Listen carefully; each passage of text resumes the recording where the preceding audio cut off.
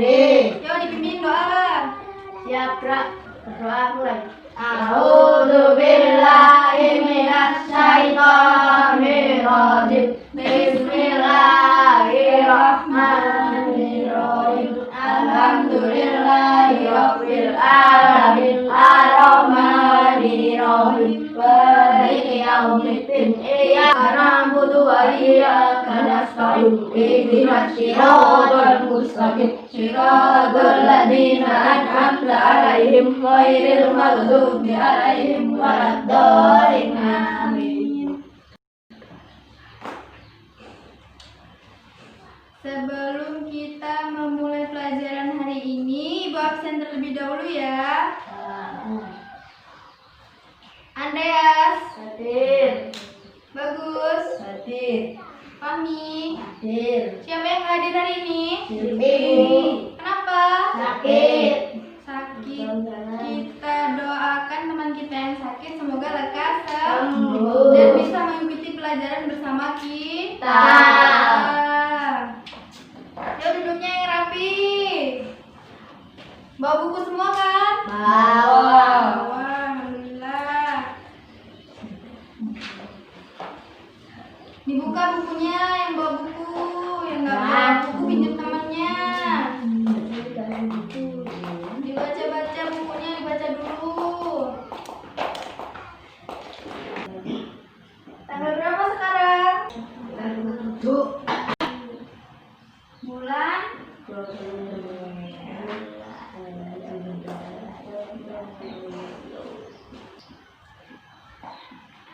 Dibaca bukunya.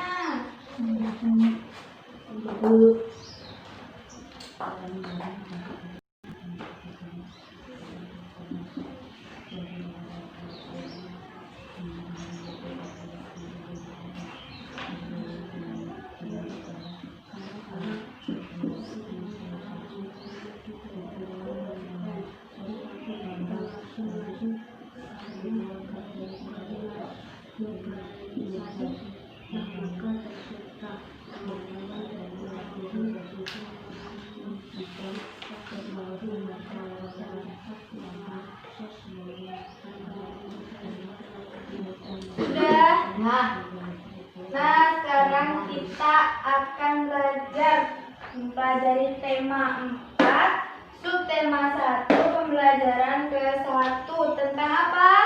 Globalisasi. Ya, tentang globalisasi. Ada yang tahu nggak globalisasi itu apa? Globalisasi, proses masuknya ruang lingkup dunia secara global untuk kemajuan semua bidang ilmu, pengetahuan, dan teknologi. Globalisasi.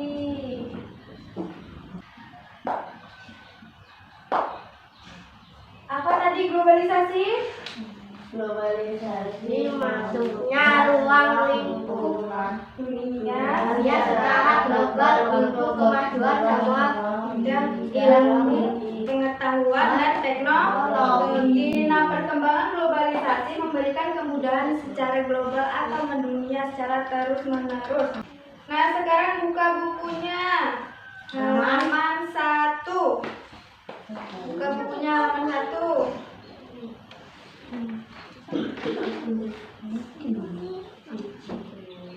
Sudah? Nah, kita berada di era globalisasi. Dapatkah kamu menyebutkan dan menjelaskan fakta tentang globalisasi yang ada di sekitarmu?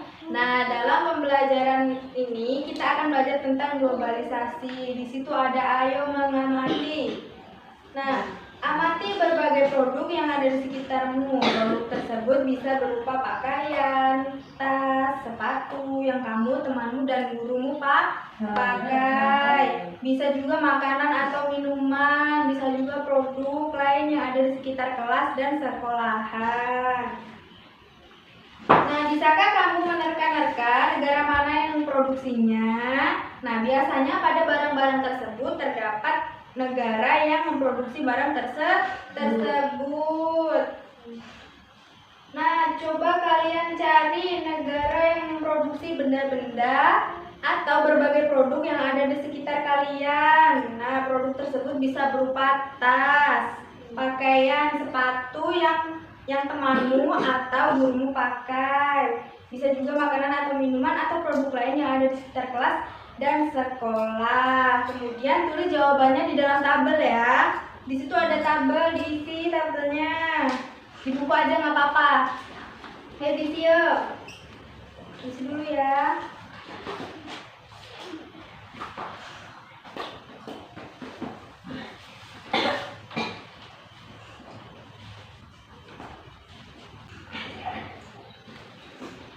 Udah, Bu. Sudah. Ya, Bu. Yang nomor 1 apa nomor 1? 1. Spidol Cina. Spidol negara asalnya dari Cina. Lalu apa lagi? Tas. Tas dari mana? Indonesia. Indonesia. Apa lagi? Batik. Batik dari mana batik? Indonesia. Dari negara Indonesia. Nah, di sini Ibu ada gambar, ada nama produk dan negara. Lihat enggak? Lihat. Ya. Di sini nomor 1 ada baju batik yang kayak Ibu pakai dari mana? Dari Indonesia. Apa lagi? Sepatu dari Indonesia. Lalu Tas Indonesia. Handphone di Cina.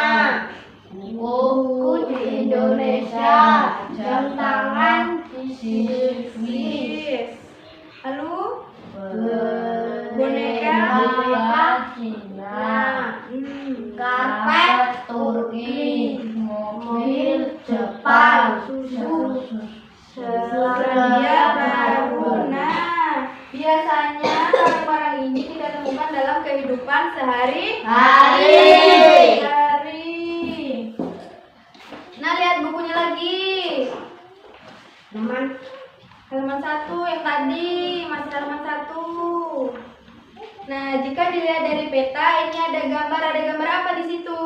Jam Ya, tangan. lalu apa lagi? Karpet. Ya, terus Boneka. Mobil. Batik. Susu. ya, nah keterangannya ada di halaman 2. Tadi nomor 1 apa? Jam tangan. Jam tangan dari mana? Swiss. Ya, yang kedua gambar apa? Yang kedua gambar karpet. Karpet dari mana? Turki. Ya, yang ketiga gambar apa ketiga? Boneka. Boneka dari mana? Tiongkok. Ya, yang keempat gambar mobil dari mana? Jepang. Yang kelima batik dari mana? Indonesia. Yang terakhir gambar apa? Itu dari mana? Dari Selandia Baru. Nah, ini merupakan gambar-gambar dan produk yang saat ini beredar di masyarakat. Dan globalisasi memungkinkan beragam produk dari negara lain dapat kita temui. Kita bisa menemui berbagai makanan dari negara lain, misalnya pizza. Siapa yang pernah makan pizza? Bu. Enak Kak? Nah. Oh, enak. Nah, jam tangan juga ada atau boneka dari negara lain. Nah, produk Indonesia juga bisa ditemui di luar negeri. Misalkan yang kayak Ibu pakai ini, apa ini? Batik. Nah, perkembangan komunikasi dan transportasi menjadikan barang-barang lebih mudah ditemukan di negara lain. Nah, Ibu mau tanya, sekarang menurut kalian bagaimana barang-barang tersebut dapat dengan cepat diakses dari negara asalnya hingga menjadi populer di Indonesia dan di seluruh dunia? Ada yang bisa jawab? Bu. Ya, Pak Bagus. Barang-barang dari negara lain dapat dengan cepat diakses dari negara asalnya hingga menjadi populer di Indonesia dan di seluruh dunia dengan cara globalisasi hubungan mengakses barang dari luar negeri secara cepat. Dengan globalisasi teknologi, maka orang-orang akan dengan mudah mendapat informasi populer dari luar negeri. Ya, ada yang mau jawab lagi, Kak? Pahami, Bu. Ya, Pak, kami. Dengan menggunakan sosial media, sekarang zaman sudah canggih, jadi kita bisa mendapatkan barang-barang itu dengan cara membelinya di toko-toko online di HP kita masing-masing. Karena globalisasi lah, maka tercipta kemajuan teknologi yang membuat kita semakin mudah dan cepat mengakses barang-barang itu dari luar negeri. Nah, benar. Nah, barang-barang dari negara lain dapat dengan cepat diakses dari negara asalnya hingga menjadi populer di Indonesia dan di seluruh dunia dengan cara globalisasi. Karena dengan adanya globalisasi, maka tercipta kemajuan teknologi yang membuat kita semakin mudah dan cepat mengakses barang-barang itu dari luar negeri. Misalnya menggunakan sosial media. Sekarang ini kan zamannya sudah canggih, jadi kita bisa mendapatkan barang-barang itu dengan cara membelinya di toko online di handphone kita, yang membuat kita semakin mudah dan cepat mengakses barang-barang itu dari luar negeri. Nah, di situ ada kolom kosong. Halaman 2 ada kolom kosong. Nah, kalian sekarang buat kelompok ya. Kalian buat kelompok, satu kelompok isinya 3 orang. Nah, lalu kalian diskusikan secara berkelompok mengenai beragam hal yang ingin kalian ketahui lebih lanjut tentang globalisasi. Kalian tulis dalam bentuk pertanyaan ya, misalnya dampak globalisasi itu apa gitu ya. Nah, nanti kita akan membahasnya secara bersama-sama. Ayo dikerjakan, berkelompok ya. Duduknya yang rapi. Dikerjakan berkelompok ya.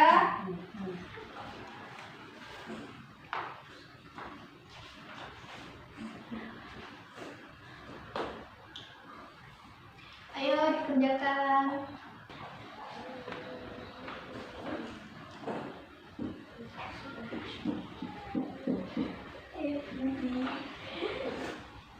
Udah belum?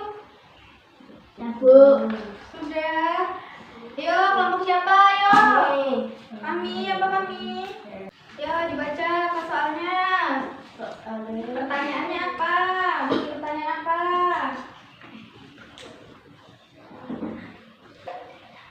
Hal yang ingin saya ketahui, contoh dampak perkembangan globalisasi apa, Bu? Contoh dampak perkembangan globalisasi. Udah? Udah lagi enggak? Udah lagi enggak? Udah lagi enggak? Ada. Siapa? Hal yang ingin saya ketahui, apa yang terjadi bila tidak terjadi globalisasi, Bu? Yuk kita bahas bersama-sama. Yang pertama, contoh dampak perkembangan globalisasi. Nah, dampak globalisasi itu kan sangat besar. Globalisasi memberikan dampak bagi seluruh manusia secara global atau mendunia. Semua orang bisa mendapatkan kemudahan dengan cepat.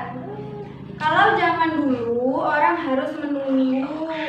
Nah, sekarang dengan adanya teknologi, semua bisa dengan cepat. Misalnya seseorang yang ingin bepergian jarak jauh bisa cepat dengan teknologi transportasi. Contohnya apa?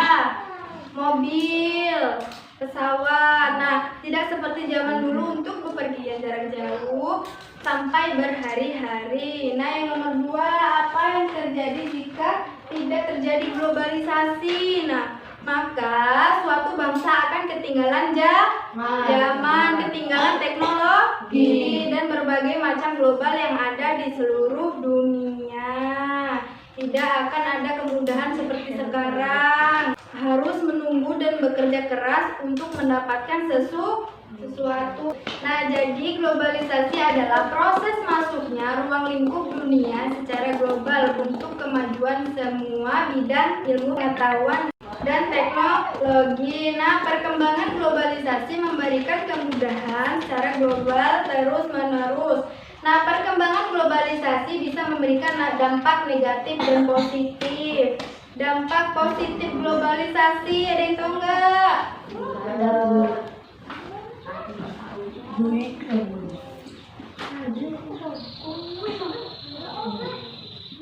keempat, globalisasi. Gabu. Ada dampak yang positif dan Negatif. Ada yang tahu nggak dampak positifnya apa? Bu. Nah, dampak positif dan negatif. Dampak positifnya apa? Yang nomor 1. Perubahan tata nilai dan Dan sikap yang kedua. berkembangnya ilmu pengetahuan dan teknologi Yang ketiga. tingkat kehidupan yang lebih baik. Yang dampak negatif apa? Ayo, nomor 1. Pola hidup konsumtif, Yang kedua. sikap individualistik, Yang ketiga. gaya hidup keberatan. Ya, jadi dampak globalisasi yang positif, perubahan tata nilai dan sikap, berkembangnya ilmu pengetahuan dan teknologi, tingkat kehidupan yang lebih baik. Nah, yang negatif, pola hidup konsumtif atau boros. Yang kedua, sikap individualistik. Yang ketiga, gaya hidup yang kebarat-baratan.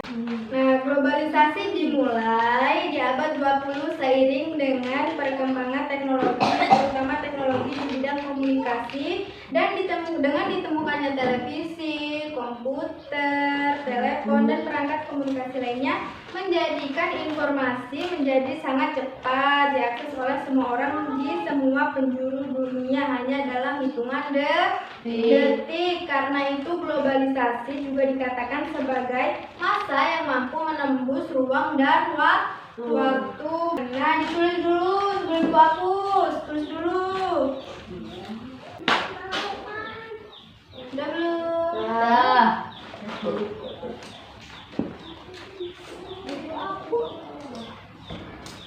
Sekarang buka halaman 6. Sekarang buka halaman 6. Sudah dibuka?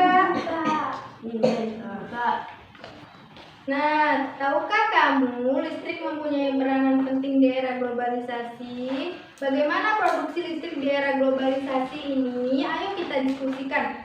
Nah, kita sering mendengar bahwa abad 20 merupakan abad globalisasi. Berbagai peristiwa dari berbagai belahan dunia dapat kita saksikan langsung melalui layar televisi pada jam, menit, atau bahkan detik yang sama.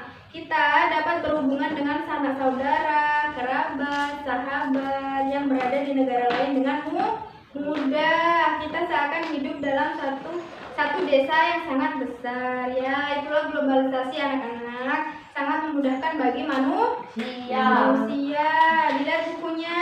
Di situ ada teks bacaan pembangkit listrik tenaga air. Ayo coba baca ini di depan.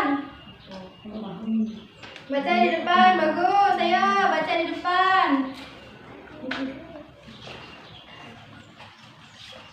Ayo baca di depan. Pakai buku ibu aja, biar temannya baca juga yang membawa buku. Ayo baca. Ayo mari baca. Pembangkit listrik tanpa Disimak air. temannya. Listrik memiliki peran penting di area globalisasi. Tidak dapat dimungkiri bahwa globalisasi terjadi karena Duduknya perkembangan rapi. teknologi di berbagai bidang yang ditemukan televisi, komputer, dan telepon genggam arus informasi kemudian menyebar dengan begitu cepat ke berbagai negara di berbagai. Sudah Bu. Sudah, ya duduk. Nah, listrik dihasilkan di pusat pembangkit menggunakan beberapa sumber energi. Nah, komponen utama pada semua pembangkit energi listrik adalah turbin dan generator. Turbin tersebut harus bergerak untuk menghasilkan energi gerak yang kemudian diubah menjadi energi listrik. Nah, energi penggerak turbin selain dari aliran air juga bisa didapat dari angin atau PLTA, panas bumi atau PLTU, dan sumber energi lainnya. Ibu ada gambar. Nah, di sini Ibu ada gambar tentang keterangan gambar proses menghasilkan energi listrik. Sambil dilihat bukunya. Nah, di sini ada gambar. Yang nomor 1 itu gambar apa? Penampungan air. Nah, yang kedua ada gambar apa itu? Itu masuk air sungai Waduk. Nah, yang ketiga Katup pengaman berfungsi sebagai katup pengatur masuknya air. ya, yang keempat, ayo temennya, gantian temennya. Tangki pengamanan tekanan air jika tiba-tiba naik saat satu pengaruhan ditutup. Ya, 5. nomor 5. Pipa pesat untuk mengalirkan dan mengarahkan air ke turbin dan untuk mendapatkan tenaga. 8. Generator menghasilkan energi listrik dari energi gerak. 9. Transformer untuk transfer energi listrik. Anita 2. Sirkuit dengan induksi elektromagnet. 10. Saluran transmisi penyaur energi listrik ke konsumen. Sudah? Sudah, Bu. Nah, itu tadi alur dari pembangkit listrik tenaga Air. air. Nah, coba lihat gambar. Cermati dan pahami proses menghasilkan energi listrik melalui teks tersebut. Kemudian, kalian tuliskan jawaban kalian seperti diagram yang ada di situ. Sesuai dengan urutan paragraf pada teks ini. Nanti kalau sudah disimpan dulu. Nanti akhir pembelajaran dikumpul ya. Dikerjain dulu.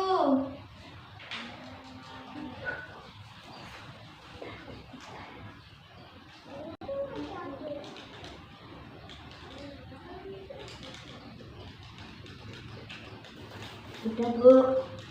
Sudah.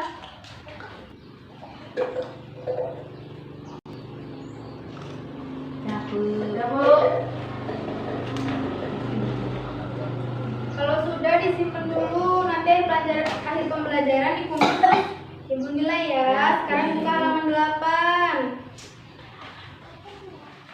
Halaman 8. Sudah? Nah, kalian sudah paham belum tentang proses menghasilkan energi listrik dengan komponen utama pada pembangkit listrik yang tadi? Sudah paham belum? Sudah. Sudah.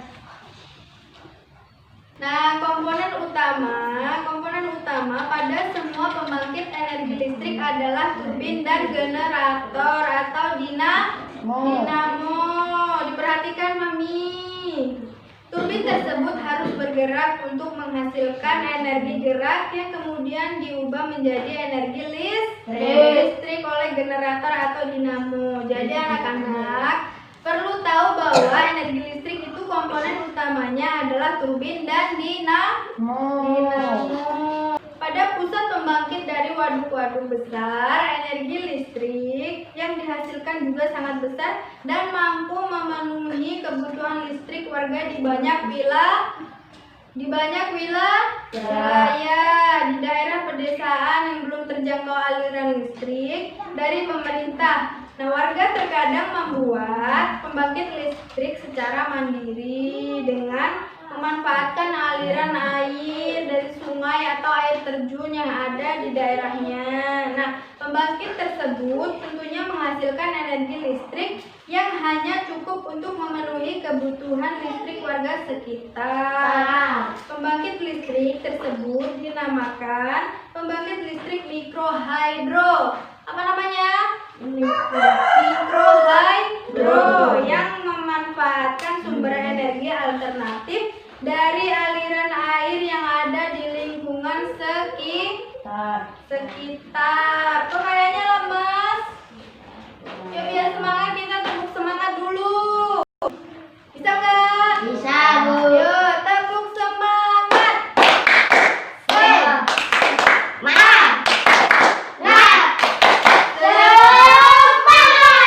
Wah, masih semangat ternyata. Nah, dilihat lagi bukunya. Sekarang kalian amati gambar pembangkit listrik tenaga hidro. Halaman 8 ya.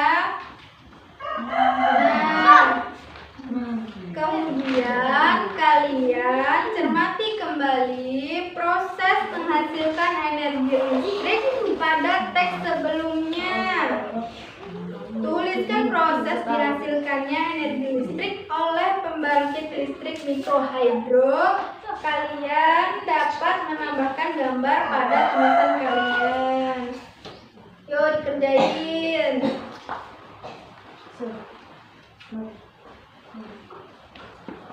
Dikerjain.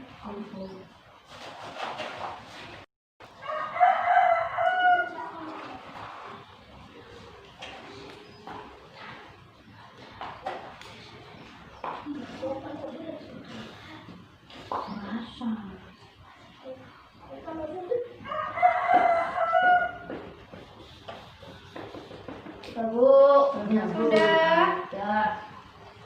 Kalau sudah selesai dikumpul nanti. Nah, sebelum Ibu mengakhiri pembelajaran hari ini, ada yang bisa ngasih kesimpulan pembelajaran kita hari ini, Kak? Ya. Kesimpulan, globalisasi adalah proses masuknya ruang lingkup dunia secara global untuk kemajuan semua bidang iptek, ilmu pengetahuan dan teknologi. Pengembangan globalisasi memberi kemudahan secara global terus menerus. Perkembangan globalisasi bisa memberikan dampak negatif dan positif. Bu. Ya, dampak negatif dan positif. Apa dampak negatif dan positifnya? Perubahan tata nilai dan sikap. Ya. Berkembangnya ilmu pengetahuan dan teknologi. Ya. Tingkat kehidupan dan yang lebih baik. baik. Nah, dampak negatifnya apa? Pola hidup konsumtif. Ya. Individualistik. Gaya hidup Kebarat-baratan. Ada lagi enggak? Ada, Bu. Ya. Listrik merupakan peran penting Mempunyai peranan di area era globalisasi. Globalisasi terjadi karena perkembangan teknologi di berbagai bidang yang didukung oleh peran listrik sebagai sumber energi di dalamnya. Ya, nah sebelum Ibu tutup ada yang ingin ditanyakan nggak? Ya. Nah kalau nggak ada yang nanya, Ibu yang nanya. Nah tadi udah bahas tentang pembangkit listrik tenaga air, ada juga tentang mikrohidro. Nah komponen Ibu mau nanya, ya perhatiin. Komponen utama pada semua pembangkit energi listrik apa tadi? Komponen utama pada semua pembangkit energi listrik adalah turbin dan generator dinamis. Udah. Bu. Ya. Nah tadi tugas-tugasnya dikumpul di depan, tugas-tugasnya. Ya, Bu.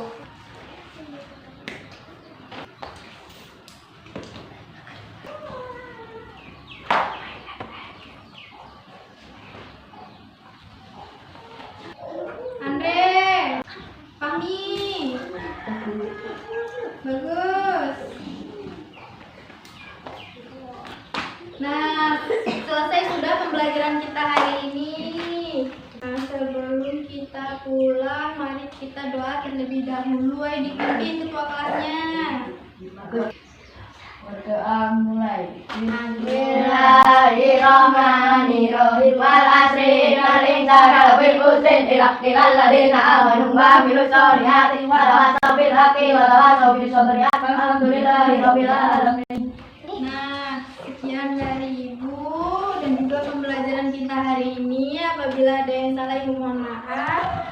Ibu akhiri, wabillahi taufiq wal hidayah. Wassalamualaikum warahmatullahi wabarakatuh. Waalaikumsalam warahmatullahi wabarakatuh. Udah pulang. Hati-hati di jalan ya. Selamat pulang.